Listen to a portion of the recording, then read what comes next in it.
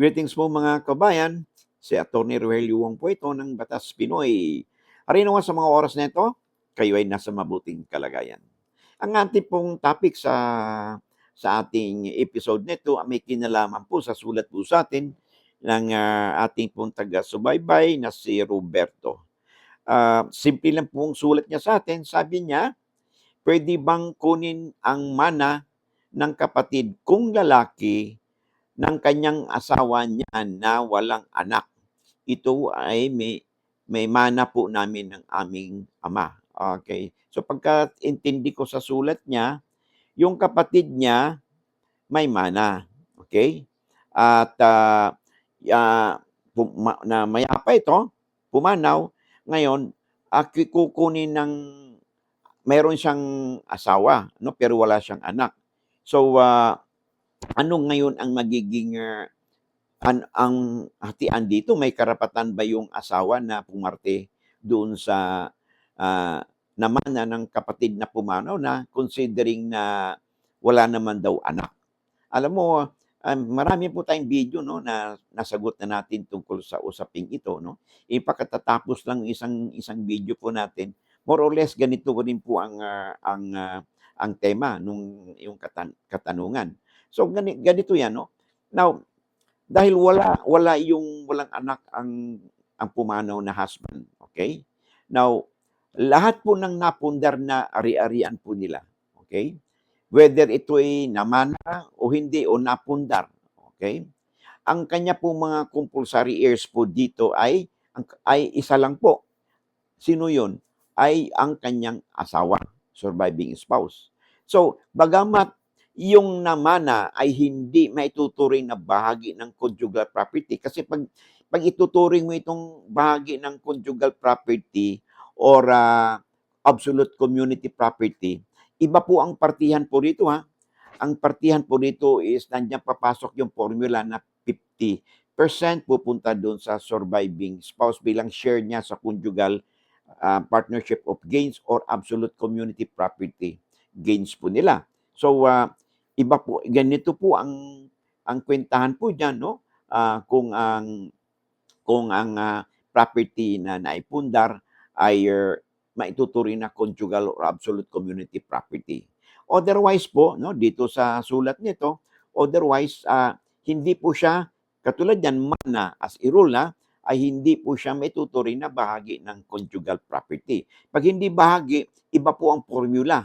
Ang formula po niyan ay ganire.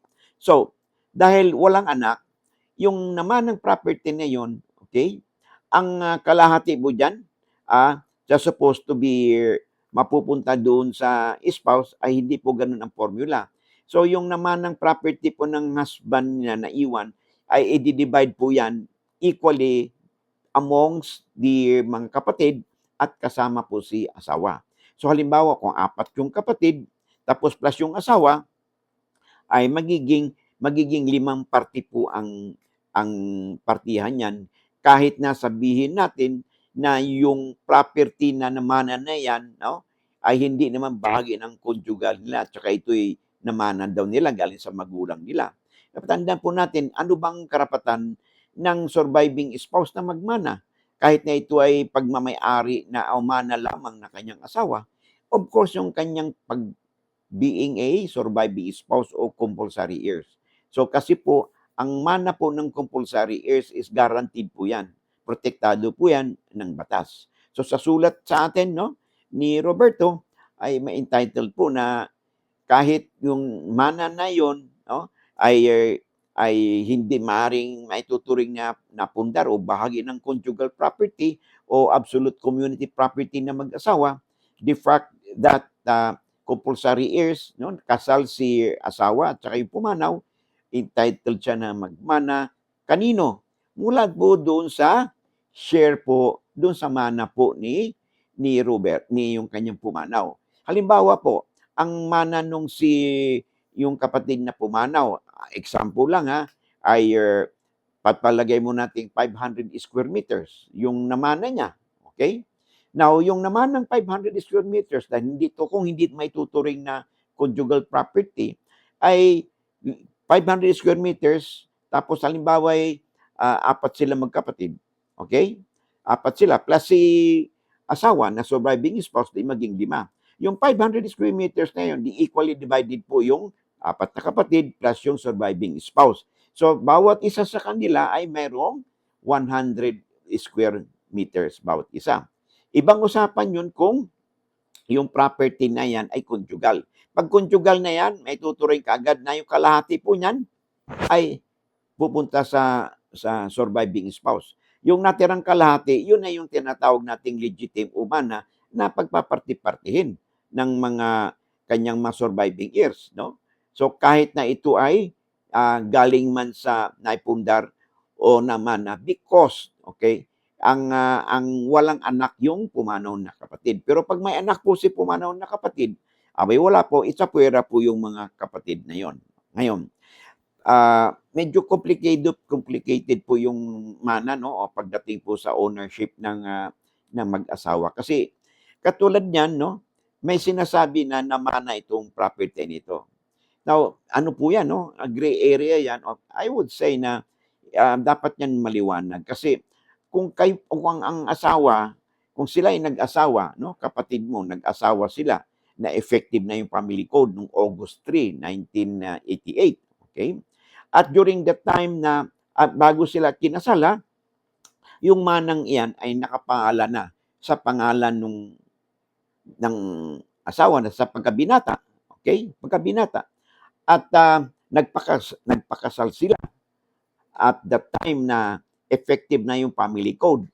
Ang sabi po ng batas po natin, lahat po ng ari-arian sa pagkabinata at pagkadalaga nang mag-irog na yun at the time na sila ay kinakasal, nagtinanong sila na they are going to take each other as husband and wife, ang sinabi nilang, I do.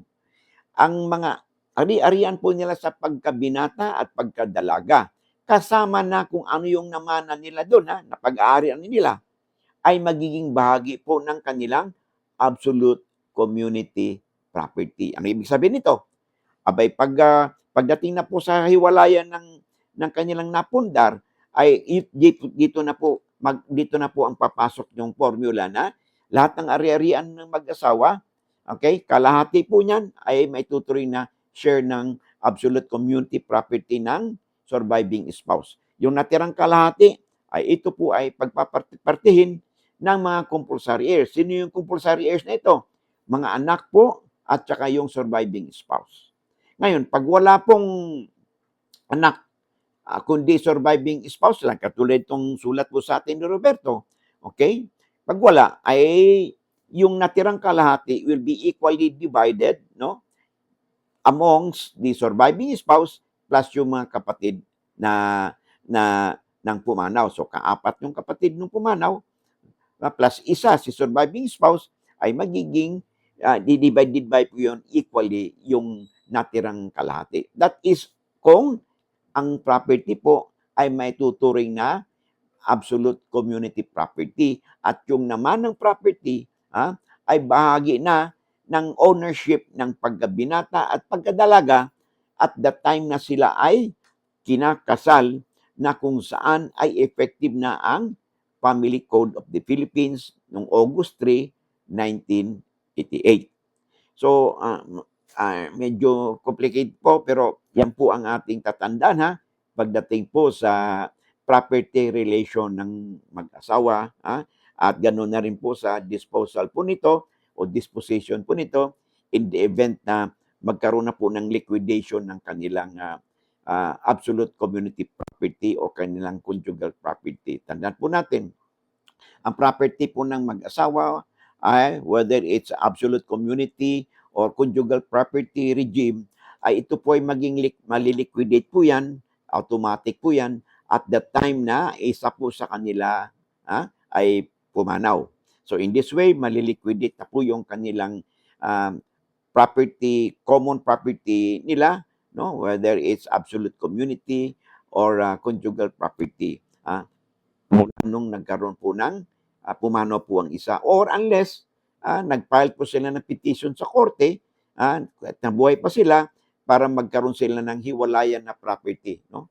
Mag-file sila ng petition. Or nag-file sila ng petition sa korte for legal separation, at nagkaroon po ng desisyon ng korte na nag-grant po yung kanilang legal separation. Meron pong decree dito. So in that case, ay nagkaroon na po ng tinatawag nating liquidation ng kanilang conjugal property or absolute community property.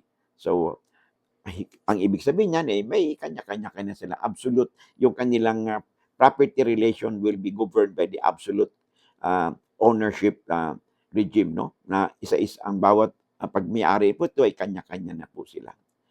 So, sa kapapasok pa lang, no, kung kayo po ay hindi pa nakapag-subscribe ay hindi naman po siguro kalabisan pag ako po hihirit po sa inyo, no, ng isang subscribe, isang share, isang like lang po, no. At lalo na if you find our videos interesting and informative. At saka may account na po tayo sa Facebook, bago pa lang po, no. Kung hindi pa po kayo napag-follow, paki-click po yung follow at paki-share po, no, paki-like po mga videos po natin. At hindi po kayo subscriber, paki-click po ang subscribe button po natin.